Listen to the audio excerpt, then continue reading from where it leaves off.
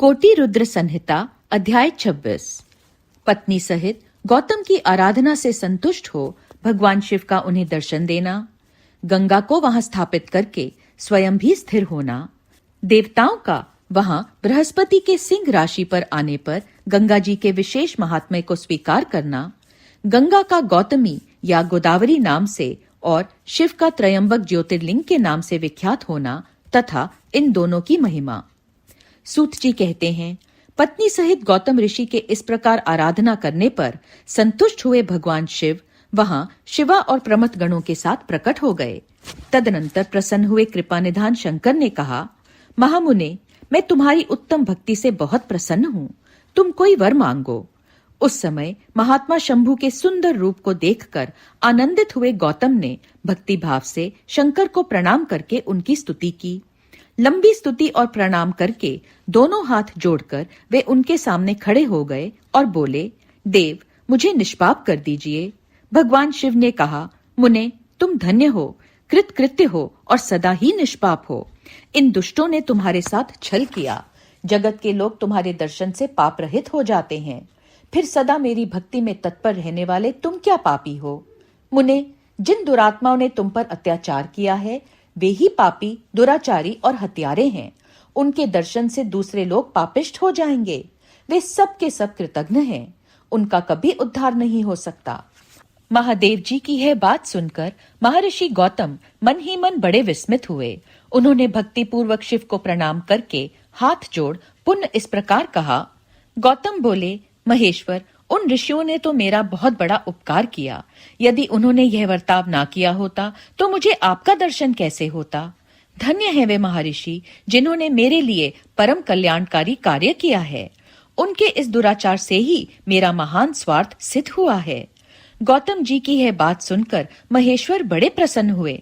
उन्होंने गौतम को कृपा दृष्टि से देखकर उन्हें शीघ्र ही यूं उत्तर दिया। शिव जी बोले, विप्रवर, तुम धन्य हो, सभी ऋषियों में श्रेष्ठतर हो। मैं तुम पर बहुत प्रसन्न हुआ हूँ। ऐसा जानकर तुम मुझसे उत्तम वर मांगो। गौतम बोले, नाथ, आप सच कहते हैं, तथापि 5 आदमियों ने जो कह दिया या कर दिया वह अन्यथा नहीं हो सकता। अतः जो हो गया सो रहे। देवेश, यदि आप प्रसन्न हैं तो मुझे गंगा प्रदान कीजिए और ऐसा करके लोक का महान उपकार कीजिए। आपको मेरा नमस्कार है, नमस्कार है। यूं कहकर गौतम ने देवेश्वर भगवान शिव के दोनों चरणारविंद पकड़ लिए और लोकहित की कामना से उन्हें नमस्कार किया। तब शंकर देव ने पृथ्वी और स्वर्ग के सारभूत जल को निकालकर, जिसे उन्होंने पहले से ही रख छोड़ा था, और विवाह में ब्रह्मा जी के दिए हुए जल में से जो कुछ शेष रह गया था वह सब भक्त वत्सल शंभु ने उन गौतम मुनि को दे दिया। उस समय गंगा जी का जल परम सुंदर स्त्री का रूप धारण करके वहां खड़ा हुआ। तब मुनिवर गौतम ने उन गंगा जी की स्तुति करके उन्हें नमस्कार किया। गौतम बोले, गंगे, तुम धन्य हो, कृतकृत्य हो। तुमने संपूर्ण भुवन को पवित्र किया है, इसलिए निश्चित रूप से नरक में गिरते हुए मुझ गौतम को पवित्र करो। तदनंतर शिवजी ने गंगा से कहा, देवी, तुम मुनि को पवित्र करो और तुरंत वापस ना जाकर वैवस्वत मनु के 28वें कलियुग तक यहीं रहो। गंगा ने कहा, महेश्वर, यदि मेरा महात्म्य सब नदियों से अधिक हो और अंबिका तथा गणों के साथ आप भी यहाँ रहें, तभी मैं इस धरातल पर रहूंगी। गंगा जी की यह बात सुनकर भगवान शिव बोले, गंगे, तुम धन्य हो, मेरी बात सुनो। मैं तुमसे अलग नहीं हूँ, तथापि मैं तुम्हारे कथनानुसार यहाँ स्थित रहूंगा, तुम भी स्थित हो। अपने स्वामी परमेश्वर शिव की यह बात सुनकर गंगा ने मन ही मन प्रसन्न हो उनकी भूरी भूरी प्रशंसा की। इसी समय देवता, प्राचीन ऋषि, अनेक उत्तम तीर्थ और नाना प्रकार के क्षेत्र वहां आ पहुंचे। उन सब ने बड़े आदर से जय जयकार करते हुए गौतम, गंगा तथा गिरिशाई शिव का पूजन किया। तदनंतर उन सब देवताओं ने मस्तक झुका हाथ जोड़कर उन सब की प्रसन्नता पूर्वक स्तुति की। उस समय प्रसन्न हुई गंगा और गिरीश ने उनसे कहा, श्रेष्ठ देवताओं, वर मांगो। तुम्हारा प्रिय करने की इच्छा से वह वर हम तुम्हें देंगे। देवता बोले, देवेश्वर, यदि आप संतुष्ट हैं और सरिताओं में श्रेष्ठ गंगे, यदि आप भी प्रसन्न हैं, तो हमारा तथा मनुष्यों का प्रिय करने के लिए आप लोग कृपा पूर्वक यहाँ निवास करें। गंगा बोली, देवताओं, फिर तो सबका प्रिय करने के लिए आप लोग स्वयं ही यहाँ क्यों नहीं रहते? मैं तो गौतम जी के पाप का प्रक्षालन करके जैसे आई हूँ उसी तरह लौट जाऊंगी। आपके समाज में यहाँ मेरी कोई विशेषता समझी जाती है, इस बात का पता कैसे लगे? यदि आप यहाँ मेरी विशेषता सिद्ध कर सकें तो मैं अवश्य यहाँ रहूंगी, इसमें संशय नहीं है। सब देवताओं ने कहा, सरिताओं में श्रेष्ठ गंगे, सबके परम सुहृद बृहस्पति जी जब जब सिंह राशि पर स्थित होंगे तब तब हम सब लोग यहाँ आया करेंगे, इसमें संशय नहीं है। 11 वर्षों तक लोगों का जो पातक यहाँ प्रक्षालित होगा, उससे मलिन हो जाने पर हम उसी पाप राशि को धोने के लिए आदर पूर्वक तुम्हारे पास आएंगे। हमने यह सर्वथा सच्ची बात कही है। सरिद्वरे महादेवी, अतः तुमको और भगवान शंकर को समस्त लोगों पर अनुग्रह तथा हमारा प्रिय करने के लिए यहाँ नित्य निवास करना चाहिए। गुरु जब तक सिंह राशि पर रहेंगे तभी तक हम यहाँ निवास करेंगे। उस समय तुम्हारे जल में त्रिकाल स्नान और भगवान शंकर का दर्शन करके हम शुद्ध होंगे, फिर तुम्हारी आज्ञा लेकर अपने स्थान को लौटेंगे। सूत जी कहते हैं, इस प्रकार उन देवताओं तथा महर्षि गौतम के प्रार्थना करने पर भगवान शंकर और सरिताओं में श्रेष्ठ गंगा दोनों वहां स्थित हो गए। वहां की गंगा गौतमी गोदावरी नाम से विख्यात हुई और भगवान शिव का ज्योतिर्मय लिंग त्रयंबक कहलाया। यह ज्योतिर्लिंग महान पातकों का नाश करने वाला है। उसी दिन से लेकर जब जब बृहस्पति सिंह राशि में स्थित होते हैं तब तब सब तीर्थ क्षेत्र, देवता, पुष्कर आदि सरोवर, गंगा आदि नदियां तथा श्री विष्णु आदि देवगण अवश्य ही गौतमी के तट पर पधारते और वास करते हैं। वे सब जब तक गौतमी के किनारे रहते हैं तब तक अपने स्थान पर उनका कोई फल नहीं होता। जब वे अपने प्रदेश में लौट जाते हैं तभी वहां इनके सेवन का फल मिलता है। यह त्रयंबक नाम से प्रसिद्ध ज्योतिर्लिंग गौतमी के तट पर स्थित है और बड़े बड़े पातकों का नाश करने वाला है। जो भक्ति भाव से इस त्रयंबक लिंग का दर्शन, पूजन, स्तवन एवं वंदन करता है वह समस्त पापों से मुक्त हो जाता है। गौतम के द्वारा पूजित त्रयंबक नामक ज्योतिर्लिंग इस लोक में समस्त अभीष्टों को देने वाला तथा परलोक में उत्तम मोक्ष प्रदान करने वाला है। मुनीश्वरों, इस प्रकार तुमने जो कुछ पूछा था वह सब मैंने कह सुनाया। अब और क्या सुनना चाहते हो, कहो, मैं उसे भी तुम्हें बताऊंगा, इसमें संशय नहीं है। कोटि रुद्र संहिता अध्याय 27 और 28। वैद्यनाथेश्वर ज्योतिर्लिंग के प्राकट्य की कथा तथा महिमा। सूत जी कहते हैं, अब मैं वैद्यनाथेश्वर ज्योतिर्लिंग का पापहारी महात्म्य बताऊंगा। सुनो, राक्षस राज रावण, जो बड़ा अभिमानी और अपने अहंकार को प्रकट करने वाला था, उत्तम पर्वत कैलाश पर भक्ति भाव से भगवान शिव की आराधना कर रहा था।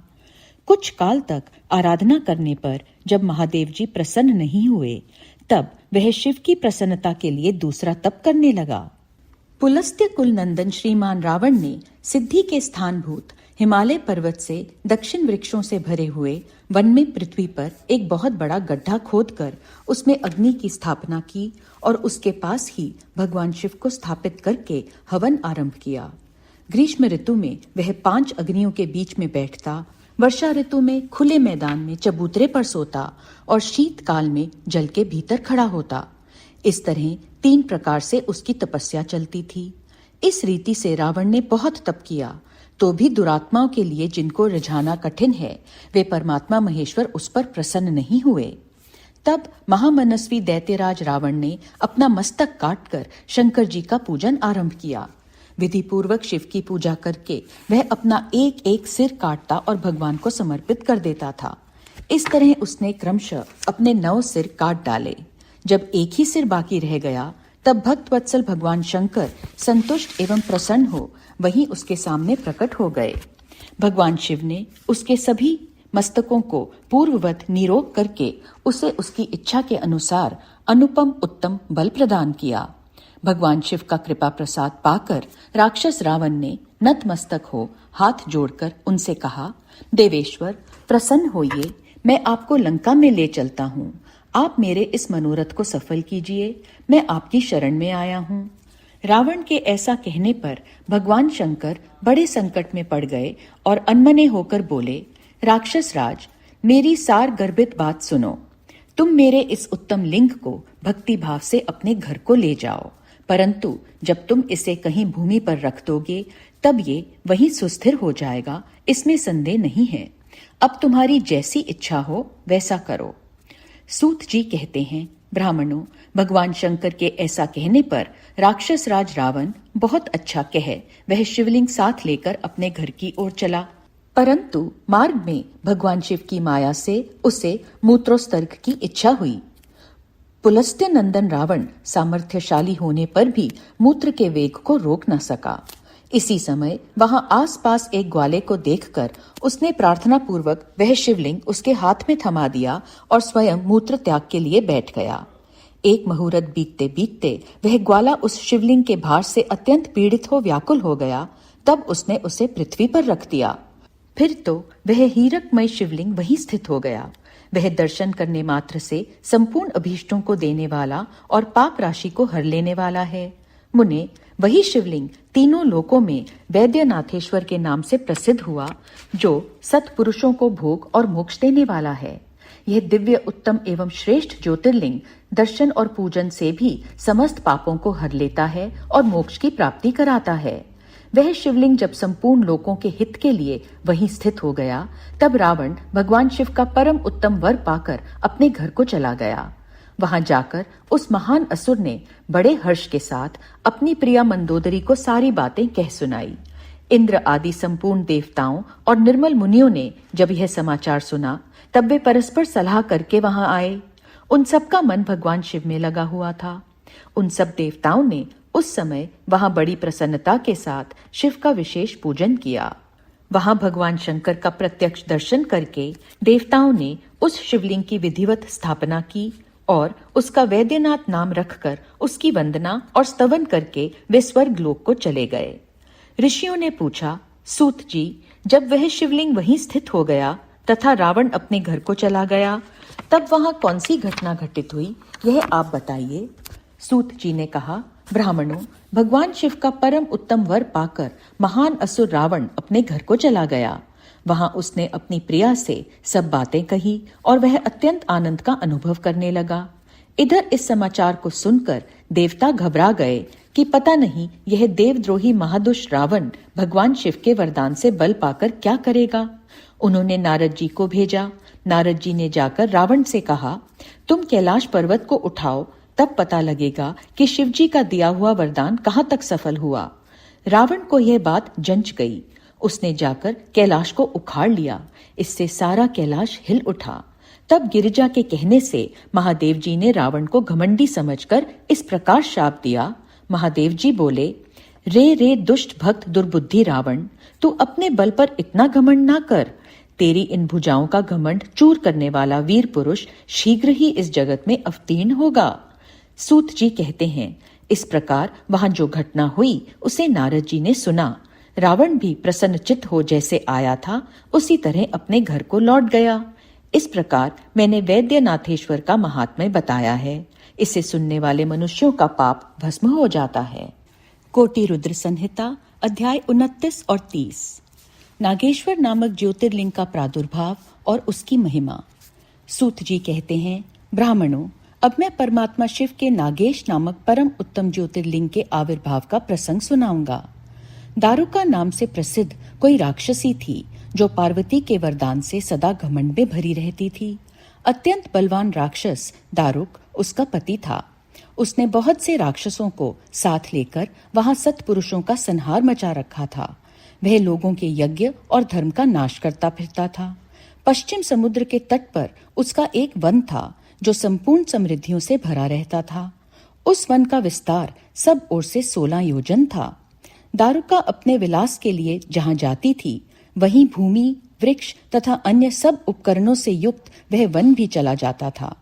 देवी पार्वती ने उस वन की देख रेख का भार दारुका को सौंप दिया था। दारुका अपने पति के साथ इच्छा अनुसार उसमें विचरण करती थी। राक्षस दारुक अपनी पत्नी दारुका के साथ वहां रहकर सबको भय देता था। उससे पीड़ित हुई प्रजा ने महर्षि औरव की शरण में जाकर उनको अपना दुख सुनाया। औरव ने शरणागतों की रक्षा के लिए राक्षसों को यह शाप दे दिया कि ये राक्षस यदि पृथ्वी पर प्राणियों की हिंसा या यज्ञों का विध्वंस करेंगे तो उसी समय अपने प्राणों से हाथ धो बैठेंगे। देवताओं ने जब यह बात सुनी तब उन्होंने दुराचारी राक्षसों पर चढ़ाई कर दी। राक्षस घबराए। यदि वे लड़ाई में देवताओं को मारते तो मुनि के शाप से स्वयं मर जाते हैं, और यदि नहीं मारते तो पराजित होकर भूखे मर जाते हैं। उस अवस्था में राक्षसी दारुका ने कहा कि भवानी के वरदान से मैं इस सारे वन को जहां चाहूं ले जा सकती हूँ। यूं कहकर वह समस्त वन को ज्यों का त्यों ले जाकर समुद्र में जा बसी। राक्षस लोग पृथ्वी पर न रहकर जल में निर्भय रहने लगे और वहां प्राणियों को पीड़ा देने लगे। एक बार बहुत सी नावें उधर आ निकली जो मनुष्यों से भरी थी। राक्षसों ने उनमें बैठे हुए सब लोगों को पकड़ लिया और बेड़ियों से बांधकर कारागार में डाल दिया। वे उन्हें बारंबार धमकियां देने लगे। उनमें सुप्रिय नाम से प्रसिद्ध एक वैश्य था जो उस दल का सरदार था। वह बड़ा सदाचारी, भस्म रुद्राक्षधारी तथा भगवान शिव का परम भक्त था। सुप्रिय शिव की पूजा किए बिना भोजन नहीं करता था। वह स्वयं तो शंकर का पूजन करता ही था, बहुत से अपने साथियों को भी उसने शिव की पूजा सिखा दी थी। फिर सब लोग नमः शिवाय मंत्र का जप और शंकर जी का ध्यान करने लगे। सुप्रिय को भगवान शिव का दर्शन भी होता था। दारुक राक्षस को जब इस बात का पता लगा तब उसने आकर सुप्रिय को धमकाया। उसके साथी राक्षस सुप्रिय को मारने दौड़े। उन राक्षसों को आया देख सुप्रिय के नेत्र भय से कातर हो गए। वे बड़े प्रेम से शिव का चिंतन और उनके नामों का जप करने लगा। वैश्यपति ने कहा, देवेश्वर शंकर, मेरी रक्षा कीजिए। कल्याणकारी त्रिलोकीनाथ, दुष्ट हंता भक्त वत्सल शिव, हमें इस दुष्ट से बचाइए। देव, अब आप ही मेरे सर्वस्व हैं। प्रभु, मैं आपका हूँ, आपके अधीन हूँ और आप ही सदा मेरे जीवन एवं प्राण हैं। सूत जी कहते हैं, सुप्रिय के इस प्रकार प्रार्थना करने पर भगवान शंकर एक विवर से निकल पड़े। उनके साथ ही 4 दरवाजों का एक उत्तम मंदिर भी प्रकट हो गया। उसके मध्य भाग में अद्भुत ज्योतिर्मय शिवलिंग प्रकाशित हो रहा था। उसके साथ शिव परिवार के सब लोग विद्यमान थे। सुप्रिय ने उनका दर्शन करके पूजन किया। पूजित होने पर भगवान शंभु ने प्रसन्न हो स्वयं पाशुपतास्त्र लेकर प्रधान राक्षसों, उनके सारे उपकरणों तथा सेवकों को भी तत्काल ही नष्ट कर दिया और उन दुष्ट हंता शंकर ने अपने भक्त सुप्रिय की रक्षा की। तत्पश्चात अद्भुत लीला करने वाले और लीला से ही शरीर धारण करने वाले शंभु ने उस वन को यह वर दिया कि आज से इस वन में सदा ब्राह्मण, क्षत्रिय, वैश्य और शूद्र, इन 4 वर्णों के धर्मों का पालन हो। यहाँ श्रेष्ठ मुनि निवास करें और तमोगुणी राक्षस इसमें कभी न रहें। शिव धर्म के उपदेशक, प्रचारक और प्रवर्तक लोग इसमें निवास करें। सूत जी कहते हैं, इसी समय राक्षसी दारुका ने दीन चित्त से देवी पार्वती की स्तुति की। देवी पार्वती प्रसन्न हो गईं और बोली, बताओ तेरा क्या कार्य करूं? उसने कहा, मेरे वंश की रक्षा कीजिए। देवी बोली, मैं सच कहती हूँ, तेरे कुल की रक्षा करूंगी। ऐसा कहकर देवी भगवान शिव से बोली, नाथ, आपकी यह बात युग के अंत में सच्ची होगी। तब तक तामसी सृष्टि भी रहे, ऐसा मेरा विचार है। मैं भी आपकी ही हूँ और आपके ही आश्रय से रहती हूँ, अतः मेरी बात को भी प्रमाणित कीजिए। यह राक्षसी दारुका देवी है, मेरी ही शक्ति है और राक्षसियों में बलिष्ठ है, अतः यही राक्षसों के राज्य का शासन करे। ये राक्षस पत्नियां जिन पुत्रों को पैदा करेंगी वे सब मिलकर इस वन में निवास करें, ऐसी मेरी इच्छा है। शिव बोले, प्रिय, यदि तुम ऐसी बात कहती हो तो मेरा यह वचन सुनो। मैं भक्तों का पालन करने के लिए प्रसन्नता पूर्वक इस वन में रहूंगा। जो पुरुष यहाँ वर्ण धर्म के पालन में तत्पर हो, प्रेम पूर्वक मेरा दर्शन करेगा, वह चक्रवर्ती राजा होगा। कलयुग के अंत और सतयुग के आरंभ में महासेन का पुत्र वीरसेन राजाओं का भी राजा होगा। वह मेरा भक्त और अत्यंत पराक्रमी होगा और यहाँ आकर मेरा दर्शन करेगा। दर्शन करते ही वह चक्रवर्ती सम्राट हो जाएगा। सूत जी कहते हैं, ब्राह्मणों, इस प्रकार बड़ी बड़ी लीलाएं करने वाले वे दंपत्ति परस्पर हास्ययुक्त वार्तालाप करके स्वयं वहां स्थित हो गए। ज्योतिर्लिंग स्वरूप महादेव जी वहां नागेश्वर कहलाए और शिवा देवी नागेश्वरी के नाम से विख्यात हुईं। वे दोनों ही सत्पुरुषों को प्रिय हैं। इस प्रकार ज्योतियों के स्वामी नागेश्वर नामक महादेव जी ज्योतिर्लिंग के रूप में प्रकट हुए। वे तीनों लोकों की संपूर्ण कामनाओं को सदा पूर्ण करने वाले हैं। जो प्रतिदिन आदर पूर्वक नागेश्वर के प्रादुर्भाव का यह प्रसंग सुनता है, वह बुद्धिमान मानव महापातकों का नाश करने वाले संपूर्ण मनोरथों को प्राप्त कर लेता है। कोटि रुद्र संहिता अध्याय 31 रामेश्वर नामक ज्योतिर्लिंग के आविर्भाव तथा महात्म्य का वर्णन। सूत जी कहते हैं, ऋषियों, अब मैं यह बता रहा हूँ कि रामेश्वर नामक ज्योतिर्लिंग पहले किस प्रकार प्रकट हुआ। इस प्रसंग को तुम आदर पूर्वक सुनो।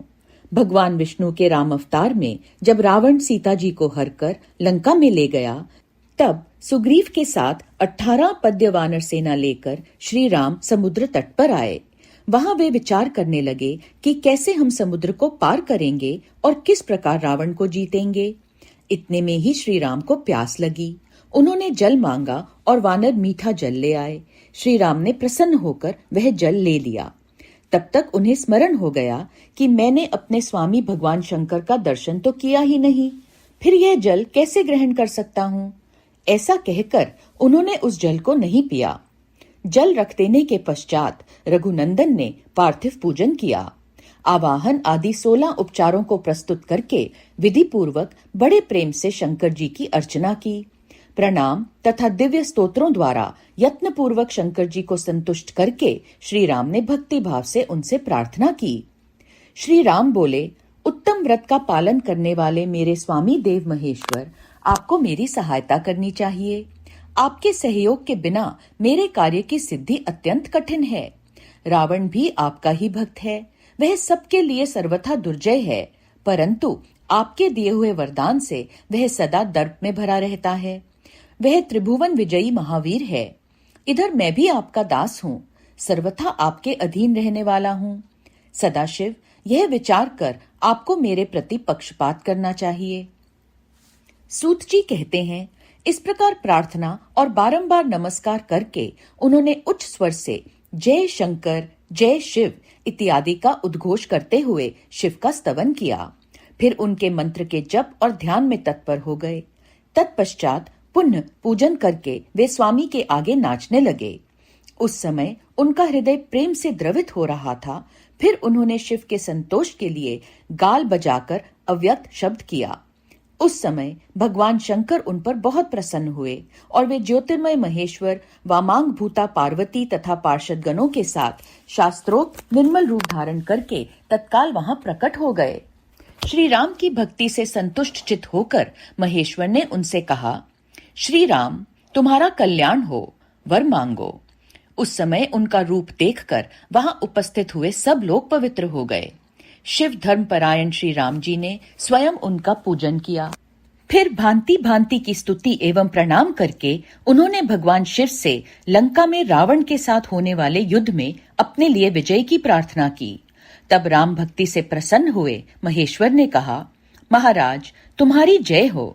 भगवान शिव के दिए हुए विजय सूचक वर एवं युद्ध की आज्ञा को पाकर श्री राम ने नतमस्तक हो हाथ जोड़कर उनसे पुण्य प्रार्थना की। श्री राम बोले, मेरे स्वामी शंकर, यदि आप संतुष्ट हैं तो जगत के लोगों को पवित्र करने तथा दूसरों की भलाई करने के लिए सदा यहाँ निवास करें। सूत जी कहते हैं, श्री राम के ऐसा कहने पर भगवान शिव वहां ज्योतिर्लिंग के रूप में स्थित हो गए। तीनों लोकों में रामेश्वर के नाम से उनकी प्रसिद्धि हुई। उनके प्रभाव से ही अपार समुद्र को अनायास पार करके श्री राम ने रावण आदि राक्षसों का शीघ्र ही संहार किया और अपनी प्रिया सीता को प्राप्त कर लिया। तब से इस भूतल पर रामेश्वर की अद्भुत महिमा का प्रसार हुआ। भगवान रामेश्वर सदा भोग और मोक्ष देने वाले तथा भक्तों की इच्छा पूर्ण करने वाले हैं। जो दिव्य गंगा जल से रामेश्वर शिव को भक्ति पूर्वक स्नान कराता है, वह जीवन मुक्त ही है। इस संसार में देव दुर्लभ समस्त भोगों का उपभोग करके अंत में उत्तम ज्ञान पाकर वह निश्चय ही कैवल्य मोक्ष को प्राप्त कर लेता है। इस प्रकार मैंने तुम लोगों से भगवान शिव के रामेश्वर नामक दिव्य ज्योतिर्लिंग का वर्णन किया, जो अपनी महिमा सुनने वालों के समस्त पापों का अपहरण करने वाला है। कोटि रुद्र संहिता अध्याय 32 और 33। घुष्मा की शिव भक्ति से उसके मरे हुए पुत्र का जीवित होना, घुष्मेश्वर शिव का प्रादुर्भाव तथा उनकी महिमा का वर्णन। सूत जी कहते हैं, अब मैं घुष्मेश नामक ज्योतिर्लिंग के प्रादुर्भाव का और उसके महात्म्य का वर्णन करूंगा। मुनिवरों, ध्यान देकर सुनो। दक्षिण दिशा में एक श्रेष्ठ पर्वत है जिसका नाम देवगिरी है। वह देखने में अद्भुत तथा नित्य परम शोभा से संपन्न है। उसी के निकट कोई भरद्वाज कुल में उत्पन्न सुधर्मा नामक ब्रह्मवेता ब्राह्मण रहते थे। उनकी प्रिय पत्नी का नाम सुदेहा था। वह सदा शिव धर्म के पालन में तत्पर रहती थी, घर के काम काज में कुशल थी और सदा पति की सेवा में लगी रहती थी। द्विज श्रेष्ठ सुधर्मा भी देवताओं और अतिथियों के पूजक थे। वे वेद वर्णित मार्ग पर चलते और नित्य अग्निहोत्र किया करते थे। तीनों काल की संध्या करने से उनकी कांति सूर्य के समान उद्दीप्त थी। वे वेद शास्त्र के मर्मज्ञ थे और शिष्यों को पढ़ाया करते थे। धनवान होने के साथ ही बड़े दाता थे। सौजन्य आदि सद्गुणों के भाजन थे। शिव संबंधी पूजन आदि कार्य में ही सदा लगे रहते थे। वे स्वयं तो शिव भक्त थे ही, शिव भक्तों से बड़ा प्रेम रखते थे। शिव भक्तों को भी वे बहुत प्रिय थे। यह सब कुछ होने पर भी उनके पुत्र नहीं था। इससे ब्राह्मण को तो दुख नहीं होता था, परंतु उनकी पत्नी बहुत दुखी रहती थी। पड़ोसी और दूसरे लोग भी उसे ताना मारा करते थे। वह पति से बार बार पुत्र के लिए प्रार्थना करती थी। पति उसको ज्ञानोपदेश देकर समझाते थे, परंतु उसका मन नहीं मानता था। ब्राह्मण ने कुछ उपाय भी किया, परंतु वह सफल नहीं हुआ। तब ब्राह्मणी ने अत्यंत दुखी हो बहुत हठ करके अपनी बहन घुष्मा से पति का दूसरा विवाह करा दिया। विवाह से पहले सुधर्मा ने उसको समझाया, इस समय तो तुम बहन से प्यार कर रही हो, परंतु जब इसके पुत्र हो जाएगा तब इससे स्पर्धा करने लगोगी। उसने वचन दिया कि मैं बहन से कभी डाह नहीं करूंगी। विवाह हो जाने पर घुष्मा दासी की भांति बड़ी बहन की सेवा करने लगी। सुदेहा भी उसे बहुत प्यार करती रही। घुष्मा अपनी शिव भक्ता बहन की आज्ञा से नित्य 101 पार्थिव शिवलिंग बनाकर विधि पूर्वक पूजा करने लगी। पूजा करके वह निकटवर्ती तालाब में उनका विसर्जन कर देती थी। शंकर जी की कृपा से उसके एक सुंदर सौभाग्यवान और सद्गुण संपन्न पुत्र हुआ। घुष्मा का कुछ मान बढ़ा। इससे सुदेहा के मन में डाह पैदा हो गई। समय पर उस पुत्र का विवाह हुआ। पुत्र वधू घर में आ गई। अब तो वह और भी जलने लगी। उसकी बुद्धि भ्रष्ट हो गई और एक दिन उसने रात में सोते हुए पुत्र को छुरे से उसके शरीर के टुकड़े टुकड़े करके मार डाला और कटे हुए अंगों को उसी तालाब में ले जाकर डाल दिया जहां घुष्मा प्रतिदिन पार्थिव लिंगों का विसर्जन करती थी। पुत्र के अंगों को उस तालाब में फेंक कर वह लौट आई और घर में सुखपूर्वक सो गई। घुष्मा सवेरे उठकर प्रतिदिन का पूजन आदि कर्म करने लगी। श्रेष्ठ ब्राह्मण सुधर्मा स्वयं भी नित्य कर्म में लग गए। इसी समय उनकी ज्येष्ठ पत्नी सुदेहा भी उठी और बड़े आनंद से घर के काम काज करने लगी, क्योंकि उसके हृदय में पहले जो ईर्ष्या की आग जलती थी वह अब बुझ गई थी। प्रातःकाल जब बहू ने उठकर पति की शैया को देखा तो वह खून से भीगी दिखाई दी और उस पर शरीर के कुछ टुकड़े दृष्टिगोचर हुए। इससे उसको बड़ा दुख हुआ। उसने सास घुष्मा के पास आकर निवेदन किया, उत्तम व्रत का पालन करने वाली आर्य, आपके पुत्र कहाँ गए? उनकी शैया रक्त से भीगी हुई है और उस पर शरीर के कुछ टुकड़े दिखाई देते हैं। हाय, मैं मारी गई। किसने यह दुष्ट कर्म किया है? ऐसा कहकर वह बेटे की प्रिय पत्नी भांति भांति से करुण विलाप करती हुई रोने लगी। सुधर्मा की बड़ी पत्नी सुदेहा भी उस समय हाय, मैं मारी गई ऐसा कहकर दुख में डूब गई। उसने ऊपर से तो दुख किया, किंतु मन ही मन वह हर्ष से भरी हुई थी।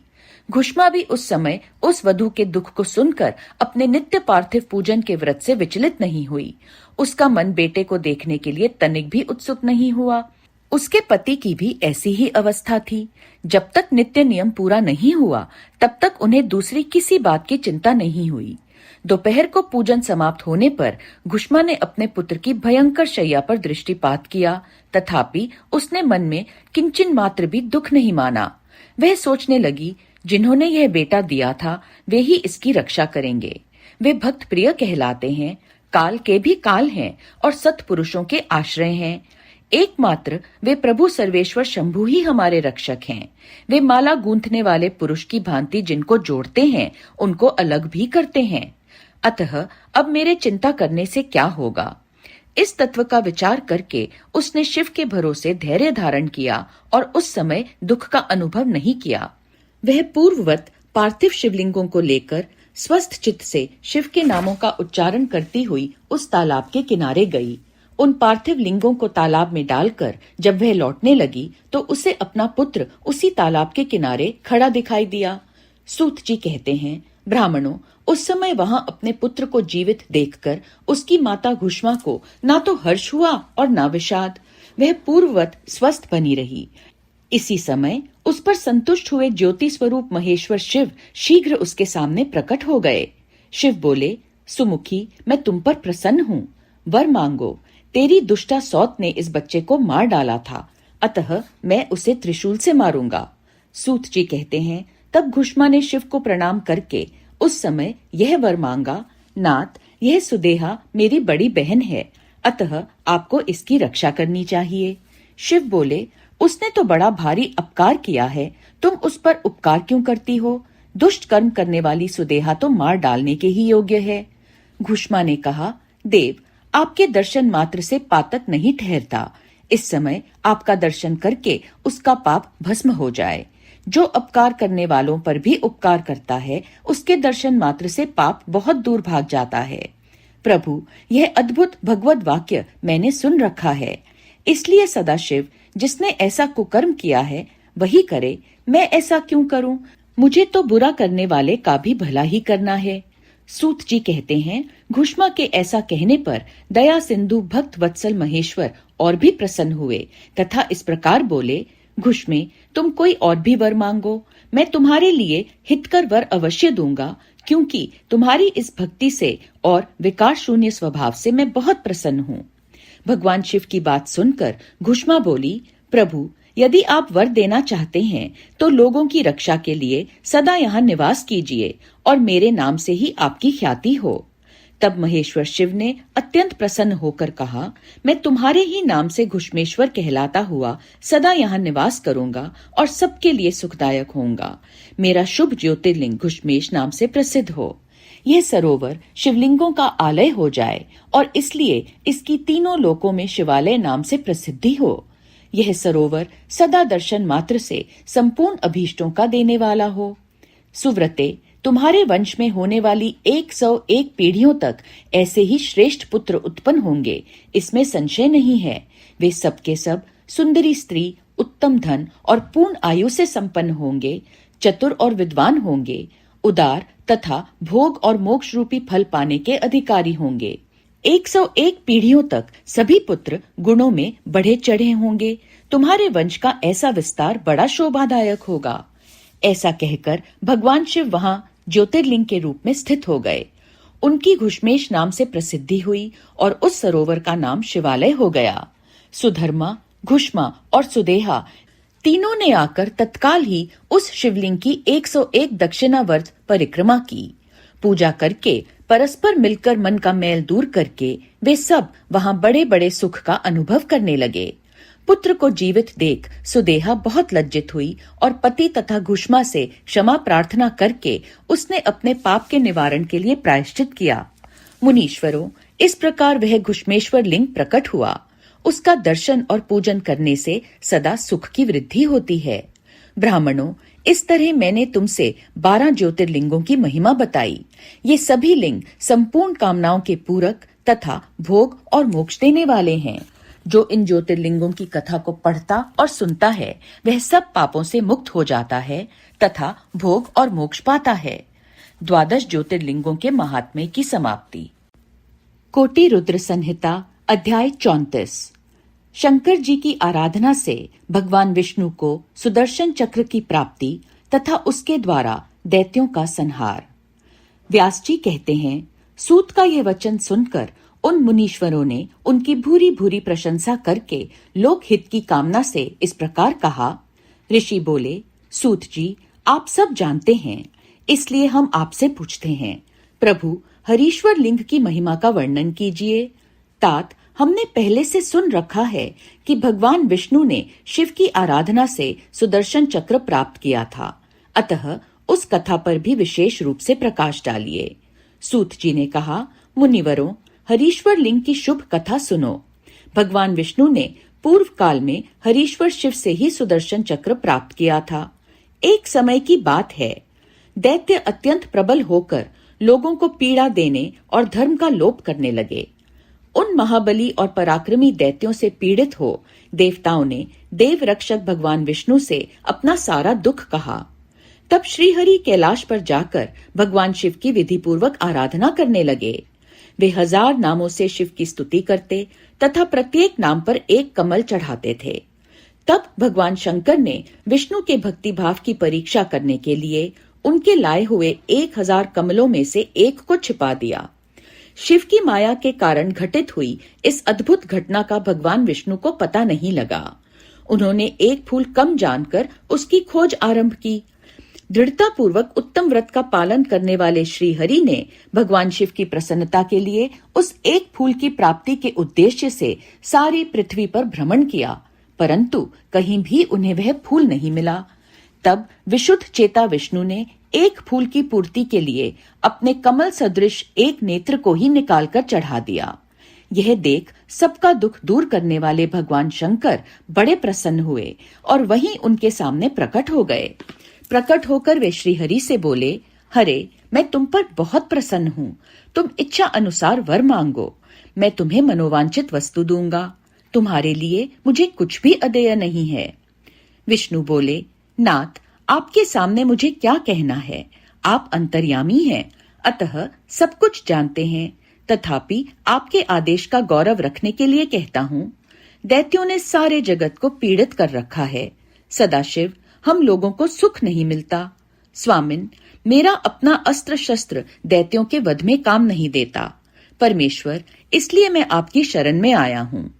सूत जी कहते हैं, श्री विष्णु का यह वचन सुनकर देवादिदेव महेश्वर ने तेजो राशिमय अपना सुदर्शन चक्र उन्हें दे दिया। उसको पाकर भगवान विष्णु ने उन समस्त प्रबल दैत्यों का उस चक्र के द्वारा बिना परिश्रम के ही संहार कर डाला। इससे सारा जगत स्वस्थ हो गया। देवताओं को भी सुख मिला और अपने लिए उस आयुध को पाकर भगवान विष्णु भी अत्यंत प्रसन्न एवं परम सुखी हो गए। ऋषियों ने पूछा, शिव के वे सहस्त्र नाम कौन कौन से हैं, बताइए, जिनसे संतुष्ट होकर महेश्वर ने श्री हरि को चक्र प्रदान किया था। उन नामों के महात्म्य का भी वर्णन कीजिए। श्री विष्णु के ऊपर शंकर जी की जैसी कृपा हुई थी, उसका यथार्थ रूप से प्रतिपादन कीजिए। शुद्ध अंतकरण वाले उन मुनियों की वैसी बात सुनकर सूत ने शिव के चरणारविंदों का चिंतन करके इस प्रकार कहना आरंभ किया। ओम नमः शिवाय, ओम नमः शिवाय, ओम नमः शिवाय।